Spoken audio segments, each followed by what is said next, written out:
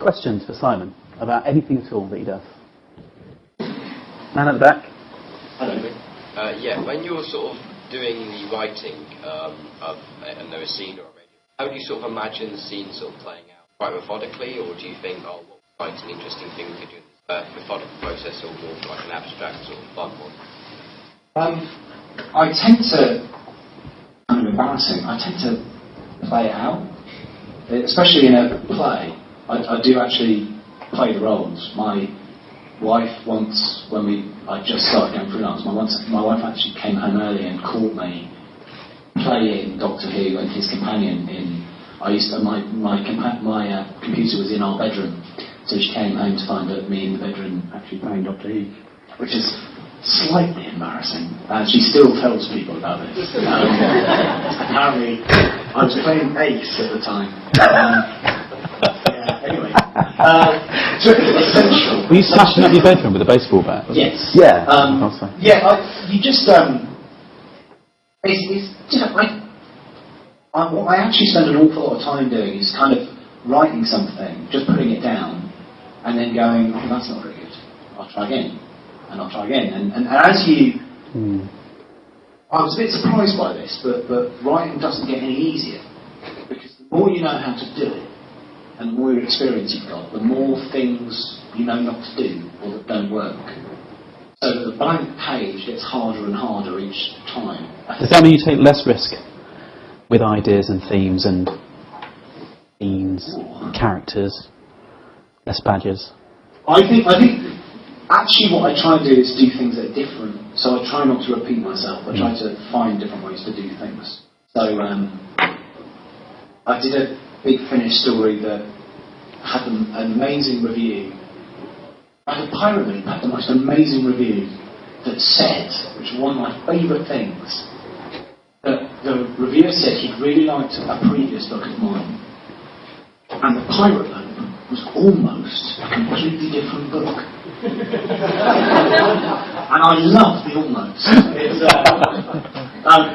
But yeah, I do. So if I've done something that feels a bit sad, I try and make the next one happy and stuff. Balance it out. And I try and vary the kind of scale of things. And I did a second Doctor story called The Uncertainty Principle, where it's very small scale. It's the Doctor discovers a very small little mystery and gets involved in it. And that was because I'd done a story where the fate of the universe was hanging by a thread. Yeah. So that kind of stuff. And basically, you kind of hope that if I can keep myself from being bored and treading the same ground, then hopefully people reading it or listening to it will must be hard to do. Nod off as well. Any more questions? Writing a story with the first Doctor, Nina and Barbara. Is that your favourite Doctor to write for, and is there one that's most difficult?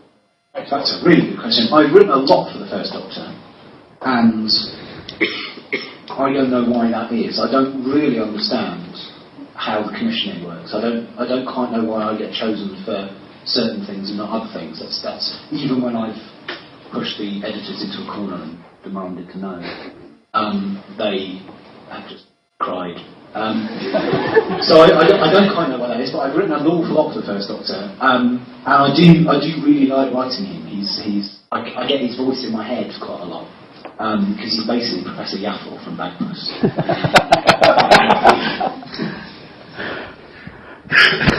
We're laughing at that. The rest of it is that once you've heard that, when you watch old Doctor Who, you'll see it as well.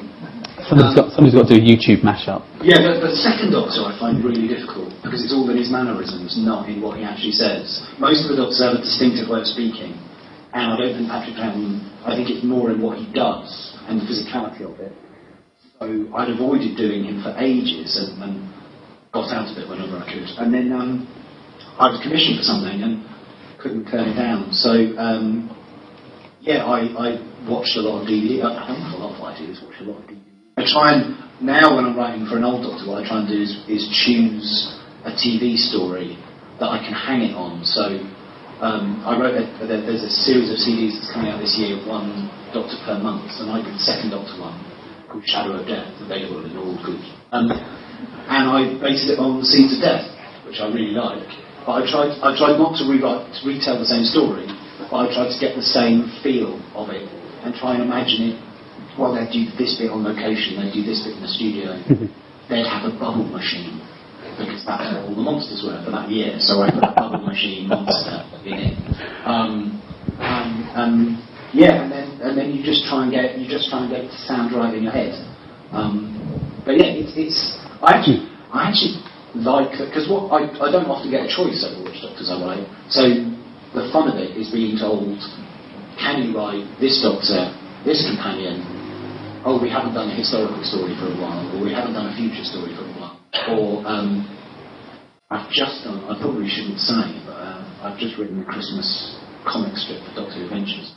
And there's loads of Doctor Who Christmas stories there's loads of TV specials, there's loads of comic strips that have done Doctor, the Christmas ones, and it's going, come up with something new.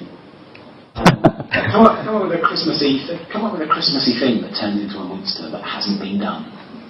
And you go through it and you go, no, they've done trees, they've done Christmas presents, they've done wood, they've done snow, they've done thanks. Christmas pudding? I didn't do Christmas pudding, it's something else.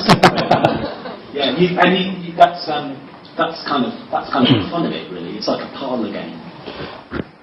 So there are little riffs with the Doctors, aren't there? I mean, on the podcast we always talk about the Tennant riffs, like the swallowing a burp is one thing. Yeah, and scratching the back of the head is another. And also, this is true of a lot of these things. Like I've been writing Blake 7 as well for Big Finish, and I was writing for Avon, and you know, the sort of cliche of Avon is that he starts every sentence with, well now. And you go, well, you've got to, it's a bit like, you know, James Bond with Shaken Not Stirred or whatever. You can use those things, but you've got to be sparing with them, you've got to try and use them in new ways and stuff.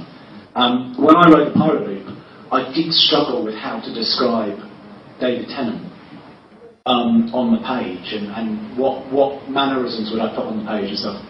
And I read Made of Steel, is it? Terence Dix's little short book about Cybermen, where he describes the Doctor as having long fingers.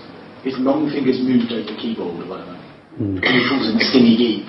And I used the long fingers. I thought that was a really good description of David Tennant and gave you a sense of his mannerisms and stuff. Yeah. One more short question. Hello. What did you plan before you write? Well, with Doctor Who, everything has to be approved in an outline by what we call Cardiff. Cardiff used to be a man called Gary Russell, who I've known for years. And when people used to talk about Cardiff, it used to be brilliant, because you'd say Nick Briggs was known at Big Finish as the Daleks, because he's the voice of the Daleks. And so I think he's still the Daleks on my phone. But so you'd be going, are you going to the pub? Yes, who's coming? Well, Cardiff and the Daleks. Right. So I'm actually going to the pub with Cardiff on Friday, because he's still Cardiff, even though he's left. But so you write an outline, and the outline has to be, it used to be 2 pages, now it's 1 page, so for a book or so you have to have that. The producer usually wants a longer outline, so it goes into more detail, so he knows. And once you've been commissioned, you just write it. But I've just written a novel, a sci-fi novel, and I wrote that without an outline. Just kind of, I had an idea about where it was going to go, and I've written some notes. I just kind of followed it, just because I've never been able to do that before, and that's kind of fun. But and also when you get into an outline, things change as well. So when I wrote The Pirate Loop, I hadn't worked out the canapes bit. That came out as I was writing it. Yeah, did that come out of the pub at all? After a few? No? No, it came out of a really simple thing. I had Martha in a bar on the spaceship, and she's there with a whole luxury spaceship, and the pirates attack. And Martha, having travelled with the Doctor for a while, and the Doctor's not there, has to do something doctorish to try and fight the Badgers. So I was thinking, what is in the room? What is there that she can use to fight the Badgers? And I was going, well, the first thing she does, which I'd seen in a spy film, is she offers the Badgers a drink at the bar and tries to play it cool and sassy. And the Badgers don't want a drink, so she canapes. And as soon as I thought the canapes, I immediately had to announce I just react somehow. I just know where this is going to go. And actually, my thing of the Doctor coming in and working everything out, it became much more fun if the Doctor came skidding in going, I know what to do. And Martha goes, already done it. Excellent. Listen, Simon, thank you very much.